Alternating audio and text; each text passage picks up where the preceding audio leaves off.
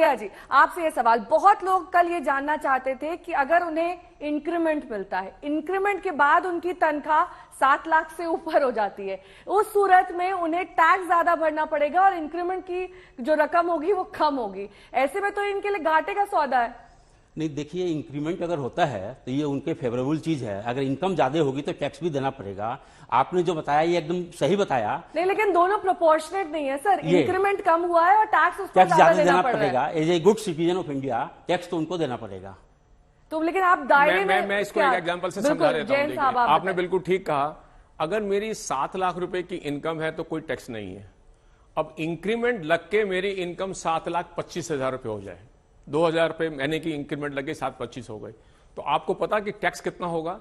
उसके ऊपर आपका टैक्स आएगा 27,500 रुपए। तो आप ये कहेंगे मेरी इंक्रीमेंट तो 25,000 लगी, टैक्स आ गया 27,500। इसी तरह से अगर इंक्रीमेंट 7 से 7,10,000 होती है तो आपके ऊपर 10,000 के इंक्रीमेंट 26,000।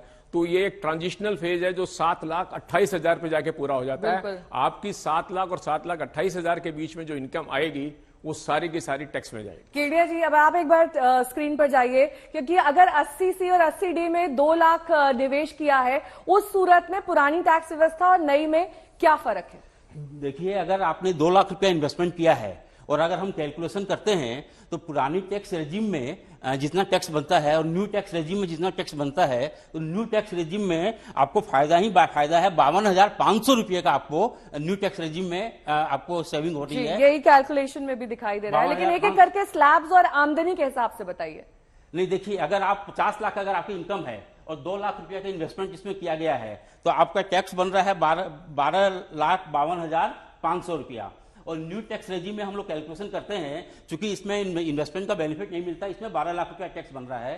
तो अगर हम दोनों में कंपैरिजन करें, न्यू टैक्स रेजिम में कम टैक्स है और रेजिम में ज्यादा टैक्स है, तो फिर भी आपको 52,500 रुपये का इन्वेस्टमेंट का फायदा मिल रहा है अगर 2 लाख रुपया आपने इन्वेस्टमेंट किया है।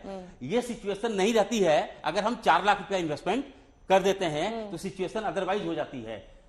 नेक्स्ट स्लाइड में मेरे ख्याल से 4 लाख का है। नहीं, पहले हम 3 लाख, 5 लाख, 7 लाख की बात कर लें। इसमें पुरानी और नई टैक्स व्यवस्था में सेम बचत तो है। 2 लाख इन्वेस्टमेंट जी, और 9 लाख पर भी 9 लाख, 12 लाख, 15 लाख और 20 लाख की अगर बात कर लें तो उसमें भी 12, 15 और 20 लाख में इन 3 व्यवस्थाओं में 15, 20 और 50 लाख में 52,500 रुपए बच रहे हैं और 12 लाख में 22,500 रुपए बच रहे हैं, 9 लाख पर 7,500 रुपए बच रहे हैं अगर आप 2 लाख का निवेश करते हैं उस सूरत में। क्योंकि हम अलग अलग इसलिए आमदनी दिखा रहे हैं सर, क्योंकि हर वर्ग का आदमी है। 50 लाख वाले तो हिंदुस्तान में बहुत कम है, लेकिन 3 लाख से लेकर 12 लाख तक वाले लोग बहुत ज्यादा हैं। और अब ये कहा जा रहा है कि लगभग 90% ऐसे लोग हैं जो अब टैक्स के दायरे में आएंगे, जिन्हें टैक्स चुकाना पड़ेगा।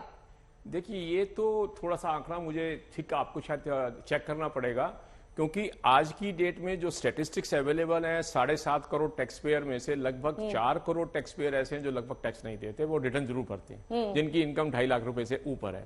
अब आपने जैसे कहा कि अगर किसी व्यक्ति की इनकम 7 लाख रुपए है तो नई व्यवस्था में टैक्स 0, और पुरानी व्यवस्था में 7 लाख की इनकम और 2 लाख रुपए का निवेश करते हैं तो 0।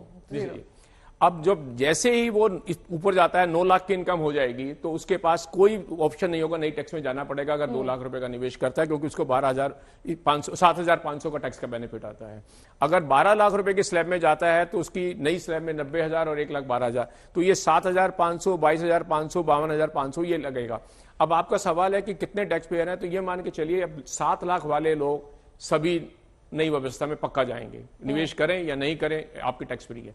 सैलरीड एम्प्लॉय के लिए 7,50,000 है, ये भी मान के चलना, क्योंकि स्टैंडर्ड डिडक्शन अलग से मिलेगी। स्टैंडर्ड डिडक्शन सर 15,50,000 से ज्यादा की इनकम जब हो जाएगी तब 52,500 का दिया गया है। तो अब हम अगली व्यवस्था की ओर चलते हैं जैन साहब। 80C और 80D के तहत निवेश भी है, प्लस 4 लाख का फायदा होम लोन पर जो दिया जाता है, उसमें किस तरीके से पुरानी टैक्स व्यवस्था और नई टैक्स व्यवस्था में बचत होगी वो एक्सप्लेन कर दीजिए। देखिए क्या है, 4 लाख रुपए में 80C 1,50,000 रुपए, 80D 50,000 रुपए, होम लोन के 2 लाख रुपए, तो आपने ये 4 लाख रुपए का निवेश कर दिया, आपकी जो इनकम हो गई। अब 3, 5, 7 वाले की तो परिस्थिति वही की वही है जो पहले थी, क्योंकि पहले भी टैक्स नहीं देना बनता था, 2 लाख पे भी 4 लाख पे भी देना नहीं बनेगा। अब आ गया 9 लाख वाला जो आदमी। अब 9 लाख वाले के ऊपर पुरानी टैक्स व्यवस्था में 9 लाख की इनकम है और 4 लाख की आपकी सेविंग है तो 5 लाख रुपए हो गए, 5 लाख में जीरो टैक्स हो गया।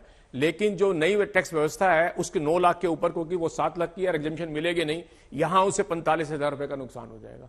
तो ये व्यक्ति जो है, ये टैक्स पेयर है, ये ऑब्वियसली वो पुरानी व्यवस्था में जाएगा। अगर उसने 4 लाख का निवेश किया हुआ, उसके लिए ऑप्शन नहीं अवेलेबल होगा। इसी तरह से जो 12 लाख रुपए की इनकम है उस व्यक्ति के लिए भी, क्योंकि पुरानी टैक्स में 12 लाख के ऊपर मैं 4 लाख घटा दूं तो 8 लाख रुपए की इनकम आएगी। 2.5 लाख से 3 लाख पे 5 लाख पे 5%, 12,500, और 5 लाख से 10 लाख पे 8 लाख के ऊपर 60,000, 72,500, और नए में 90,000 बनता है। तो यहां 17,500 रुपए का उसे नुकसान हो रहा है। तो अगर 4 लाख का उसने निवेश किया तो उसके पास भी पुरानी टैक्स व्यवस्था में उसे जाना पड़ेगा। अगर मैं जाता हूं 15 लाख वाले में, उसके पास भी अब ये उसके बाद बेनिफिट क्या है कि 1,42,500 का टैक्स बनता है और यहां बनता है 1,50,000 का, तो उसको 7,500 रुपए का एडवांटेज आएगा। तो जो 4 लाख रुपए का निवेश करते हैं, ये तीनों एग्जेम्पशन क्लेम करते हैं, इसके अंदर मिलती है 80C, 80D और AGI। इसमें एक और बात बता दूं मैं, एक 80CCD में एक और 50,000 रुपए की एग्जेम्पशन अवेलेबल होती है, 80CC ड्यू। तो ये 4 लाख की जगह 4,50,000 भी हो सकता है। अगर ऐसा होता है 4,50,000 तो ये डिफरेंस और बढ़ जाएगा 50,000। तो आप ये कह रहे हैं कि जो होम लोन लेते हैं उनके लिए पुरानी रिजीम बेटर है?